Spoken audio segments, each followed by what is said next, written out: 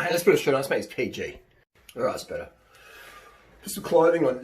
We're going to talk about disc brakes versus rim brakes, and I wanted to talk about, first of all, go check out Cardi B, W.A.P., the new song.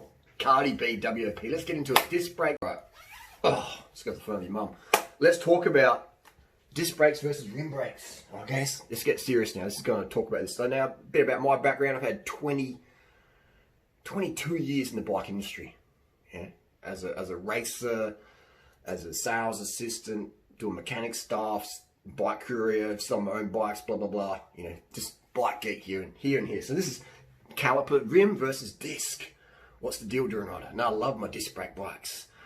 Cross country, gravel, e-bike, where you need absolute stopping power in all conditions. All right, mud, especially mud. If you're going to ride mud, you need disc brakes. Rim, my absolute favorite when every second counts. Going uphill, road racing, time trials, crits, rim brake for the win. When every gram matters, when every second matters, rim brakes. And we see now in the cycling this week, we see the Dauphiné, we're seeing, you know, the victories, we're seeing Strade Bianchi, we're seeing Milan-San Remo, Wout van Aert, etc. running the rim brakes. They have the choice and they're going rim. Now a lot of team riders don't have the choice. You know, someone's like, what about Remco? He's using disc brakes. He doesn't have a choice. All right, if you're a Specialized rider, or if Trek or Cannondale, is basically it's like you're a prison inmate getting your dinner. You know, you're lining up and they slop on your plate, and you're like, is this the only? Like, next, keep moving, mate. Keep the line moving. There's no choice. Now, if you're riding the Lapierre or Giant or Bianchi teams in 2020, they're giving their riders the choice. All right, and you see Pinot, you see you know, the guys up there, Bernal, all those crew, you know, the GC dudes using rim brakes. Now let's talk about the history of disc brakes. How the heck did mountain bike brakes end up in the World Tour peloton?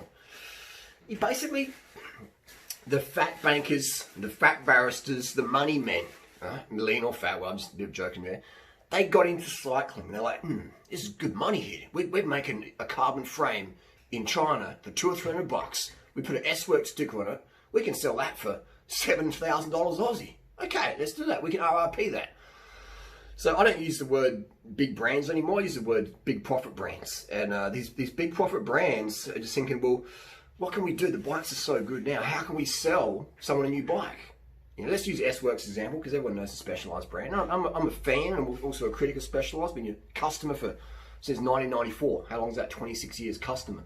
So I feel I'm obliged to share my criticisms there. And so let's use Specialized example. They've got the SL6 Tarmac, which is a fantastic bike, except the BB30, the Crete, you know, and the proprietary seat post that could have some slipping issues. But apart from that, how do you get better than that? You can go backwards towards the SL3 and do a 27.2 post with a threaded bottom bracket, which they've done on the SL7. They've done a threaded bottom bracket. It's taken Specialized 10 years to work out, you know what? These OSB BB30s just don't work as good as threaded. Let's go back to what we used to do. So how do you make a bike better? You can't. You have to make it different. The ceiling has been reached back in the SL3 days. 2010, the ceiling had been reached. And then after 2010, your sort of bikes started to get a little different. Aero came in, wanky seat posts and seat post clamps that slip and it's hard to get apart for, etc. That came in. So when something's at its best, then you have to make it different. Right? The ceiling's been there, let's make it different. With computers, we can process the speed, battery life can keep going up. But with carbon fiber road racing bicycles, the ceiling was reached in 2010, a decade ago. They haven't gotten better, right? And they've actually gotten worse. They've gotten heavier. Now, we see in the World Tour, we have the disc brake bikes, and it's all. Let's talk grams. Let's talk grams here. Move this tripod around here. You can see that there's some filming going on there. There's not much incriminating evidence in the background. This is lightweight. Lance Armstrong, Jan Ulrich, they made carbon wheels popular. If you watch the 99 Tour de France, etc., you saw Lance Armstrong and a year later Jan Ulrich using these lightweight wheels. You know, they were made by a few other different brands as well, but lightweight became the most famous because they're stupidly expensive. And I've had these for a few years. Fantastic wheel. When every second matters, lightweight. No doubt about it. And then, but they're stupidly expensive, all right? They're stupidly expensive. Like, you know, they're the wheel you buy if every second matters or you want to get approval from from the clicky dudes at the coffee shop. Then Envy came on the scene. It was called Edge Composites. And at the start, their prices were pretty affordable.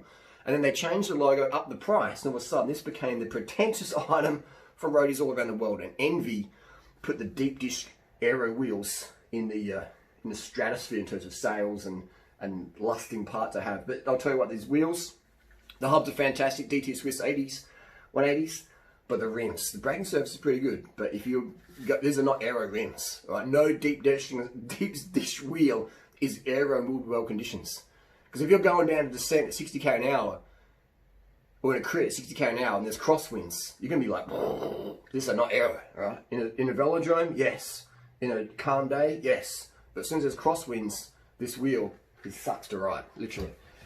And we started off with these wheels down here. Just a alloy rim, incredible braking surface, a old Dura-Ace hub, 32 spoke or 28 spoke or 24 spoke if you're a weight weenie. And it just worked. But again, it was good enough, but we've got to sell people stuff, right? We've got to keep the money rolling. So we've got to bring out something that's different. So if you want durability, ride's really good, light enough, then these are fine. These are fine. Now let's talk about Chinese carbon. So Chinese carbon, the debate is these days that, if it doesn't have a brand name on it, then it's not so good. But I'll tell you what, this is a brand called Yolio, and this is a brand called Fast Sports, aka wheelsfire.com. And these companies in China, they make rims for the majority of the brands out there, like Specialized, Cannondale, Trek, etc. Their other brand of stuff is coming from China, which is fine. But these companies now start to sell direct to consumer, and that's causing a big feather ruffle in the scene. But yeah, so people say that disc brakes, the advantage of disc brakes is you don't wear through your rims on your road bike. I've worn through one rim on a road bike. Right? Generally, the ice will crack before the rim starts to really get toast in terms of braking surface, in my experience. But even then, how much does it cost for a high-end carbon rim these days? Now, I seen high-end, not high price tag, but high-end. This Fast Sports wheel, I would say probably the best carbon out there with its braking surface. And what does it cost for a rim? 100, 200 USD for a rim, If you're an influencer, they'll give you a free pair. Same with this, the Yolio. How much does it cost for one of these rims? 200 bucks. How much does it cost for Dura-Ace rotors and pads? 4 sets, right? It costs more than a carbon rim, a high-end carbon rim. So the debate that, disc brakes, you don't chew your rims out as much. How often do you chew your rims out on a road bike? On a mountain bike, if you're riding through mud or a gravel bike, yeah, I get it. But, so there you go. Disc brakes for road riders, for road racers, I should say. I think it's an absolute farce. I think it's, just like, it cracks me that these brands out there are so, oh man, it's crazy. They're just, the pro athlete is just the pawn, all right? Back in the day, 2010, you got the best equipment. Now, you get the equipment they want you to sell, all right? You're just a pawn. You're just a pawn.